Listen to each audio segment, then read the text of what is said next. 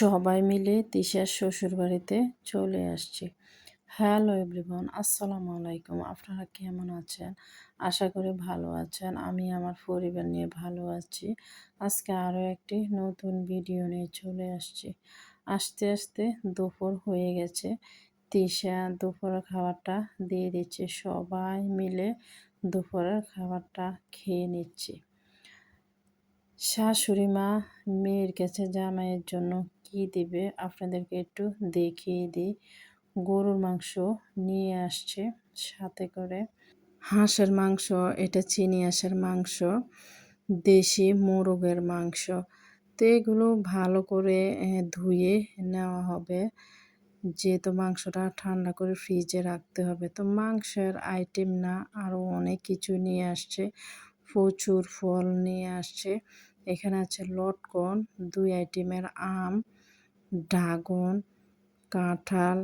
এইসব ফল মেয়ের সাথে দিবে জামাইয়ের জন্য।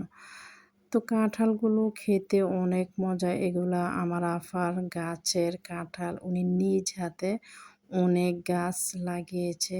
তো এগুলো এখন ফল ধরে। তো এদিক দিয়ে গরু মাংসটা কেটে কুটে ধুয়ে নিয়ে আসছে। বাটা সব মশলা দিয়ে দিচ্ছে। তো মশলাগুলো দেওয়া শেষ। চুলায় বসিয়ে দিয়েছে। চুলাটা জ্বালিয়ে দিয়েছে। আরও একটু মশলাও দিয়ে দিচ্ছে। তো দিয়ে ভালো করে কষিয়ে নিচ্ছে। তো মাংস যত কষানো হবে ততই খেতে অনেকটাই মজা লাগে। মাশাআল্লাহ, কালারটা অনেক সুন্দর আসছে। তো এক চুলায় গরুর মাংসটা ভুনা করতেছে, অন্য চুলায় দেশি মোরগটাও ভুনা করতেছে। তো ভুনা হয়ে গেছে, একটু ঝোল দিয়ে দিচ্ছে। এই ঝোলটা শুকিয়ে গেলে মাংসটা নামিয়ে নেবে। তো আপনাদেরকে দেখায় কি কি রান্না হয়েছে। এখানে আছে গরুর মাংস, দেশি মোরগের মাংস, হাঁসের মাংস। তো এগুলো এখন ফ্যানের নিচে দিয়ে দিচ্ছে, ঠান্ডা হলে ফ্রিজে রেখে দিব। তো বিকেলে আমরা বাজারে চলে যাচ্ছি, ও ডাক্তারের চেম্বারে আসছে।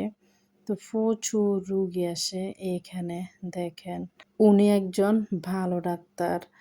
তো ভিতরে চলে যাচ্ছে আর আমি দেখতেছি উনি কি কি রোগের ট্রিটমেন্ট করে। তো বেশিরভাগ বন্ধ্যাত্বের চিকিৎসা করে। তো এখানের কাজ প্রায় আমাদের শেষ। এখন আমরা চলে যাচ্ছি।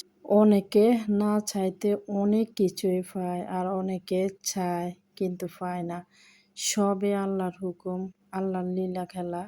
আল্লাহর হুকুম ছাড়া কোনো কিছুই হয় না। তো আমরা বাড়িতে চলে আসছি আর দেখতেছি কত কেজি মাল হয়ে গেছে। ও সব কিছু নিতে পারবে কিনা। তো দেখেন এখানে 2 কেজি ওষুধ, 27,000 টাকার ওষুধ এইখানে আছে। তো মাংস 10 কেজি। ও অনেক শখ করে অনেক কিছু হাসব্যান্ডের জন্য বানিয়েছে, কিন্তু ও নিতে পারবে না। মাল অনেক বেশি হয়ে গেছে। তো ওর মনটা অনেকটাই খারাপ, যেহেতু হাসব্যান্ডের জন্য শখ করে কত কিছু তৈরি করেছে। তো ওর রুমটাও আপনাদেরকে দেখায়। এই ফার্নিচারগুলো ওর বাবা ওকে বানিয়ে দিয়েছে। তো ওর বাবা একজন ফার্নিচার মিস্ত্রি। উনি সব ফার্নিচার ওনার মেয়েকে বানিয়ে দিয়েছে। তো ফ্রিজটা মাশাআল্লাহ অনেক সুন্দর। 2 দিন আগে এই ফ্রিজটা ও নিয়েছে। এই শোকেসটা সবকিছু ওর বাবাই বানিয়ে দিয়েছে। তো আমি কথা বলতে পারতেছি না, গলায় সমস্যা করতেছে। দেখা হবে নেক্সট ব্লগে। আল্লাহ হাফেজ।